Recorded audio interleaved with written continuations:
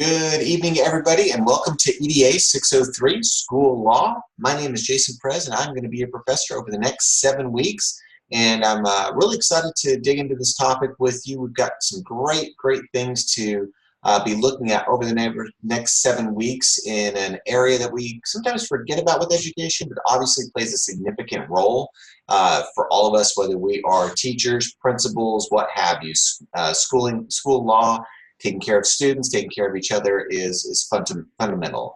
And so I'm excited to be able to work with you. Hopefully you will find that this class is beneficial for you in adding more tools to your tool belt as you move on to that next step in your educational career. So with that, I'm going to go ahead and share my screen so we can get started. And we'll talk about how these Zoom meetings are going to run. And obviously this one is pre-recorded, because I wanted you to have the information available to you ahead of time, and I do this with every class, but also this one in particular, I'm doing something a little different because it is spring break here in Oklahoma, which is where I'm located at, and so I am actually heading out to go camp with my family for the week. So I will tell you that I do make it a point of being in the course room every single day, checking my email, updating grades, doing all those things that you're supposed to do as a professor. I will admit this week I will be a little bit off my game. The location we're going to in Arkansas, I've never been to before. I hear there's not a whole lot of reception out there. So I plan to go into town a couple of times during the week. So I plan to be checking in with you on Tuesday, and then I will return home on Thursday in the evening. So normally the way I do things is each morning I get up, and as part of my routine, I will go through and check emails and update grades and things. So this week will be a little out of my routine, and I apologize for that in advance. But please don't hesitate to go ahead and post those questions, and just recognize I may not be able to get to you as quickly as I normally will. All right, so let's talk school law and stop talking about me. So expectations for this course are really no different than you would find with any other course here at St. Thomas, is that you are writing at the graduate level, so you should have strong writing skills. I really am going to hold you to this level because by being a strong writer, you are showing people that, hey, in education we communicate well, people will have more faith in what you're writing, and it just makes you overall a great leader. So I'm going to be watching for that. If your skills are not up to par, I will definitely let you know. Doing online coursework, most of the time we are kind of by ourselves out there, and to do this type of work requires a lot of self-discipline. So punctuality is crucial. You will notice that with the exception of week 6, every week we will have a discussion post for you to write, and we will have an assignment for you to complete. And the due dates are the same every single week, so you just need to go ahead and get into the rhythm as far as how you want to be able to complete your assignments, and don't fall out of that rhythm and start submitting things late. The last class I taught, I had a lot of students who the struggles that they came from was not necessarily based off of their ability, but it was based off of their punctuality. So don't let that happen to you. Now we'll dig a little bit into APA here in just a minute, but I wanted to cite this resource right here. I think it's a wonderful resource for you if you aren't necessarily digging into the APA resources that St. Thomas provides. This website right here will take you to and give you examples on how to cite nearly anything with APA 6th edition. That's what we use here at St. Thomas. And I'm going to go through at the end of my presentation here a couple of the most common mistakes that I see with every single class, and I've been doing this with St. Thomas for many years now. In every class, I still get the same culprits making the same mistakes. So I'm going to talk to you about those in hopes that maybe this will be the class where everybody fixes those mistakes right off the bat and doesn't lose points for APA. Communication is always key to being able to solve problems. As I said, I should make it a point to check my email every single day. So if you have questions, if you have concerns, if you notice that I mess up and you're like, hey, he wasn't graded a certain paper in a couple of days, don't be afraid to ask those questions. Don't be afraid to let me know what's going on. Now, obviously, we're all adults, and so I'm going to expect you to be able to have the work ethic of an adult, but sometimes emergencies just happen, and if they happen, the sooner you can let me know, the better I can assist you. One of the things I do request that normally don't come up in other St. Thomas classes is regarding these Zoom meetings. Now, I understand that life happens, and for many of you, being able to do a Sunday evening meeting every single week just does not conform to your schedule because of family or work or what have you, and I totally respect that. In fact, it's not a big deal to me. I do want you to watch these videos every week because I believe that the information that comes out of it is very important. I'm going to be breaking down every assignment with you, so you're going to know what I'm looking for, okay? And the one thing I have found that has been consistent from every class that I've taught with St. Thomas is that the people who at least watch the Zoom videos are the ones who pass the class without any problem. So just make that a point of what you do. Today's video is probably going to be the longest video of our entire course. So if you can get through this one, you can get through all of them. They usually don't take very long to get through.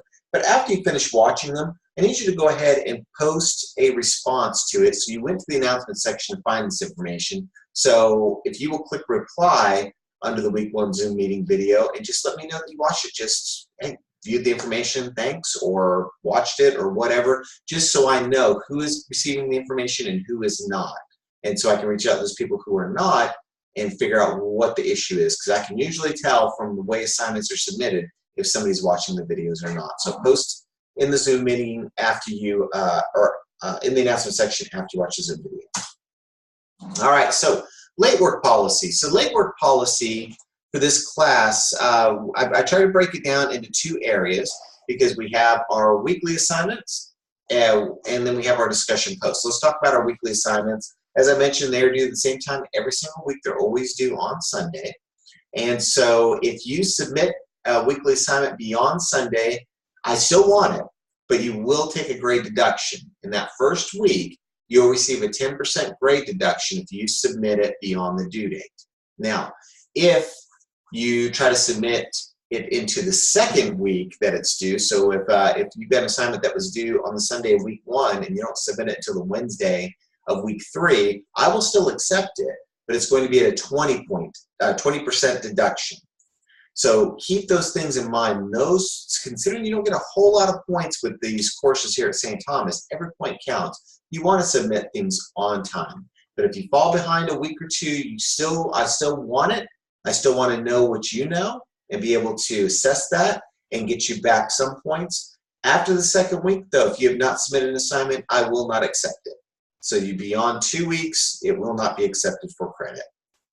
Now, sometimes you may submit something to me that just doesn't really meet my expectation, and rather than just give you a low grade and move on our way, I would really love for you to be able to update the assignment. So if it's not late, if you submit on time, but it's just not quality, I may request for you to revise and resubmit that assignment.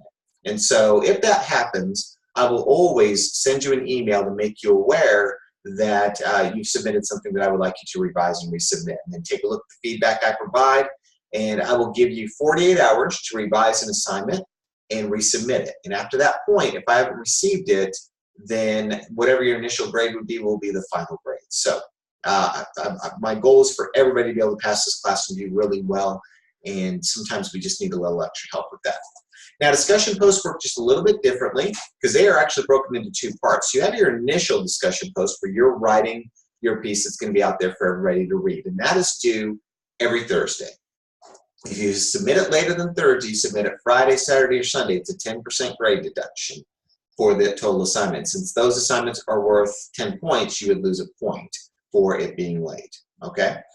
Now, the second half of a discussion post is the peer responses. You need to be able to submit 2 of those every week, and those are due on Sundays. So I really like it when people submit their discussion posts early because it gives everybody a chance to be able to post peer responses and just get the assignment done faster. So just something to kind of keep in mind there. But your peer responses are due by Sunday. Now, this is the assignment where you really get a chance to kind of interact with the other people in the class. And because of that, I treat it a little bit differently, because after the week is finished and we move into the next week, people are not going to go back to that discussion post to continue the conversation. It's over at that point. And you posting something late beyond that Sunday deadline doesn't benefit anybody else in the class. It totally takes away from the interactive component of the discussion post. So if you submit, whether it's your initial discussion post, whether it's one of your peer responses, two of your peer responses, what have you, after the Sunday deadline, you're not going to receive any credit. There's no exception to that rule. There's no 20-point deduction, none of that stuff. Once Sunday is come and gone, that assignment is over, and whatever you submitted, that's what you're going to get graded on, and then that's it. And there's no exception to this rule. And I have to be really firm on this because, and I know things pop up every so often. This is why I want you to submit early, so that way you don't ever run into a point where crud, something came up on Sunday, I couldn't get my peer responses done. Maybe they'll give me a day or two to be able to submit it. Nope. If you have not submitted by Sunday, the grade you have is the grade you have. So please keep that in mind as you go through your work during the week. All right, so introduction posts, make sure you do those. It's a great way for me and for everybody else in the class to kind of get to know you, where you're from, what you're doing, answer some of those questions that we have in there in the Get to Know You section. Don't forget to do it. All right, so let's talk about discussion posts. So let's look at discussion number 1.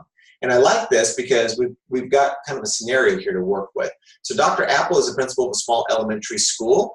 One of her best teachers asked her first graders to make a poster depicting things for which they were thankful.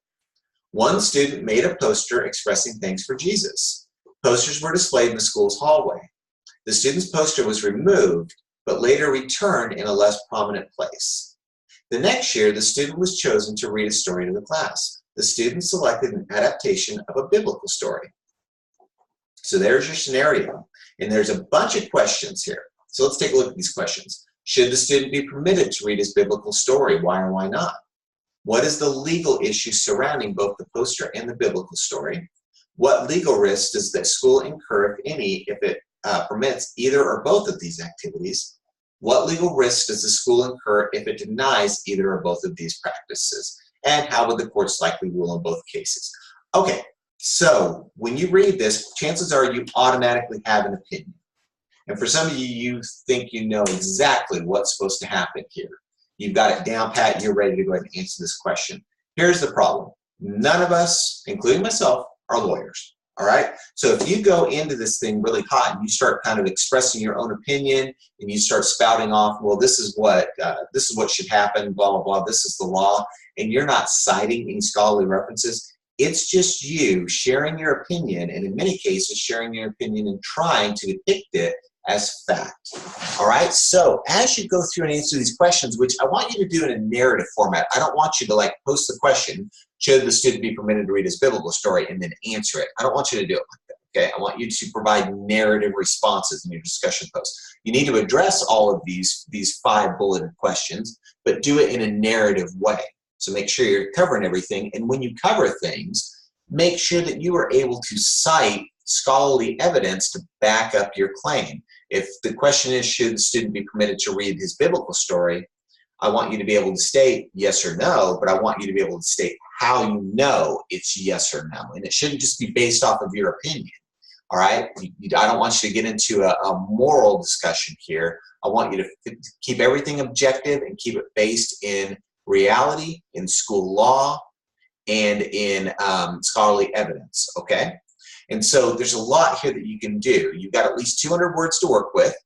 I need you to use at least 2 scholarly references cited within your discussion post, which means at the end of your discussion post, you are going to have a reference list with at least 2 scholarly references there. So, but if you look at all this stuff, unless you found a spot where you were able to really be able to cite some things, you may have more than just 2.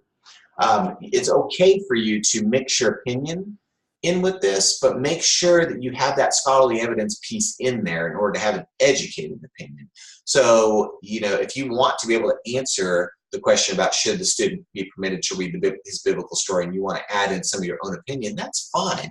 Just make sure you're ready to back it up almost immediately with scholarly evidence. That is critical, okay? So remember, your initial post is due on Thursday and your 2 peer responses are due by Sunday. Okay, so our assignment for this week has to do with the lemon test. And if you're not familiar with the lemon test, there is a video for you to watch, and it's in the course room under this assignment, and it's about 3.5 minutes. It's not the most exciting video in the world, but it's not too bad. And if you've never heard of the lemon test, it really breaks it down for you in a pretty easy way. So you're going to learn about the lemon test. You're going to apply the lemon test to 3 of the following areas of ongoing controversy. And you're going to cite examples of how your school or your school district handles each of these 3 situations you have selected.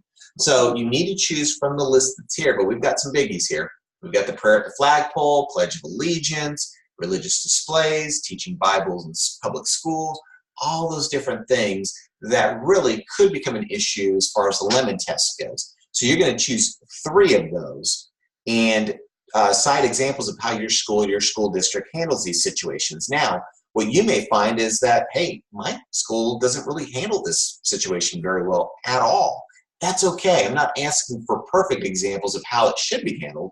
I just want the reality of how it is handled. And then you're going to take that reality and you're going to build on it a little bit more. So let's look at the submission. So when you submit this, this is a 1 to 2 page paper. And by 1 to 2 pages, I mean the content itself. You will have a reference page, okay? That'll be separate from this. So 1 to 2 pages of you actually writing things out. I don't want this to be simply you writing in the first person and only stating your experience with those 3 things. I want you to be able to base it into what's going on out there in real life and how these things match up with school law. So if you are talking about, let's say, prayer at the flagpole, because that's something that your school or your school district does, you can talk some about that, but then be able to get into the why something like that would pass the lemon test or why something like that would fail the lemon test. And I want to be able to read in there some scholarly evidence that's going to back up your statements. It should not just be you pretending to be a lawyer. So please keep that in mind. So you should have several references that you are citing in this 1 to 2 page paper in order to be able to complete this properly. Now, here's what I would like to see as far as just formatting goes. Let's go back to the list here. So let's say you decide you're going to use teaching Bible in public schools as one of them. Make that a subtitle in your paper. So in bold and underlined, you're going to put teaching Bible in public schools and then go into your narrative piece on that. Okay, and when you've completed, go to your next one. Let's say it's going to be teaching the theory of evolution. Make that your next subtitle, bold and underlined, and then go into that narrative and then do your third one. That way I can go ahead and follow along with what you're doing, ensuring that you get all 3 pieces in there. And like I said, I'm looking for what's going on in reality, and also does it match up with the lemon test, and also are you citing scholarly evidence to back up your claims, okay? This is due on Sunday. Make sure that your reference page aligns with APA format. And so with that, let's talk a little bit about this here in just a minute. So as always, if you have any questions about any of your assignments, make sure that you shoot me an email and let me know what's going on here. Now let's talk about APA formatting. And I'm going to just hit just on a couple of quick things. These are the areas that I find people make the most mistakes with when it comes to APA formatting. And so let's first of all talk about how to just reference a book. And so because referencing a book carries in all the pieces that usually you will see, whether you're referencing a book or a website or what have you. And so author information, you're never going to put the author's full name. You wouldn't put Perez, Jason, Robert. You're going to put Perez, J, period, R, period, okay? That's how that works when you put in the author's information. The year of the publication goes in parentheses, and then you get right into the title. And this is where people make all their mistakes, is because we're used to capitalizing everything whenever we are writing the title of a book or an article or anything else. APA 6th edition, you don't capitalize everything. You only capitalize keywords. So what are those keywords? You're going to capitalize the first word of the title. You're going to capitalize the first word following a colon if the title has a colon. And you're going to capitalize any proper nouns that would fall within the title of the book. So let's look at the example here of all the words that have been capitalized.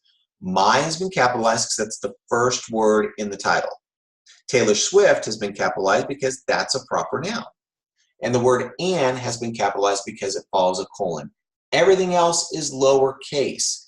This is by far the #1 mistake people make because they want to use reference page generators, or they're just not really paying attention, and they make all kinds of mistakes when it comes to overcapitalization of reference titles. So write it down, put it on a sticky note and hang it on your computer. Don't overcapitalize your reference titles. This is how you're supposed to do it. Okay? Now, going into the publisher information, you would list the city and state, and that's a change. It used to just be state. Now it's city and state, so make sure you list them both, and then the publisher information after the colon, so you can see the example here. Okay? So that is referencing a book. Now, let's say that you go to a website like Scholastic, which has some great resources, but oftentimes they do not include information on the author. You can still work with that. You're just going to make some substitutions. So you'll notice, instead of having the author's name, because there's no author to be able to cite, we go right into the title of the journal article. And notice the capitalization, still following the rule. It's not italicized, but otherwise it's still the same. And then you put in the publication information, as much as you have available. If you don't have the month and day, you don't have to put that in there, okay? And then you're going to put where you retrieved it from. What website did you get this article from? And this is key because of two things. Number one is, this is the second biggest mistake I see whenever it comes to APA formatting, is that you will put in the URL address, you'll hit return, and this whole thing will turn blue and become underlined. So that becomes a hyperlink. You can't have hyperlinks in your reference list. It's an easy fix though. All you gotta do is right click it and click remove hyperlink and the whole thing's gone. No big deal. But that is the second biggest mistake I see with APA formatting.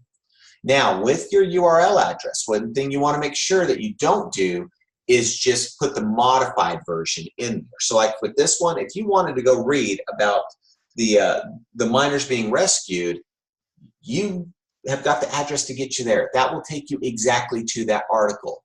If I had just put www.msnbc.msn.com and left it at that, that doesn't take me to that article. It takes me to a website where the article's at, but it doesn't take me to the article itself, and that is your responsibility, is to make sure that you're providing the information to get people directly to that article. So make sure your URL address is the appropriate one, and it is not a hyperlink. So if you're going to reference a website with an article with an author, it kind of follows the same rules as referencing with a book, but instead of the publisher information, you would simply be listing the URL address where that came from. And notice, no hyperlinks. So a couple things to remember. Once again, don't overcapitalize your reference titles. I'm really hopeful that there won't be a single person who makes that mistake, but chances are there's going to be somebody that did not pay attention to this part of the Zoom meeting. And I'm telling you right now, write it down somewhere and stick it on your computer as a reminder. Remember, all your punctuation, all those periods, all those commas, all those pieces count. Don't forget them. If you are turning in an assignment that has a lot of references, list them alphabetically by the author's last name. And be really careful of the dates of some of your information, because especially like with school law changes quite a bit. So if you're pulling resources from 1978, may have been updated from there. So be really, really careful. I usually try to tell people, hey, try to keep it within the past 5 to 10 years. And sometimes it's easier said than done, but that's just something for you to kind of keep in mind as you move forward.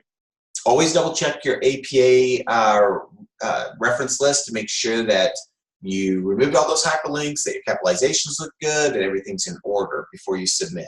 And remember, as you're out there searching for information and you're just Googling things, don't just go with the first thing that pops up whenever you Google something, because that may be coming from an invalid website that's not research-based. So if you go to like Wikipedia, that's not a place where you want to be able to find information, because I can go into most pages and make adaptations myself on the information, even if I don't know anything about it. So make sure that the websites that you use are always research-based and valid. All right, so that is the story here, folks. And let me get this back again. Here we go. All right, so if you have any questions kind of moving forward, just let me know. However, I can help you. And I think that that's going to be about it for this time, folks. So I will talk to you next week. And best wishes out there as we begin this year. And stay in touch, please. Let me know however I can help you, so that way you can be successful and we can all have it easy over this next 7 weeks. and be watching for more information from me to come. And have a great week. I will pop in here and there this week, and after that I will be back on my normal schedule. So best wishes. Looking forward to working with all of you. Talk to you next week. Take care.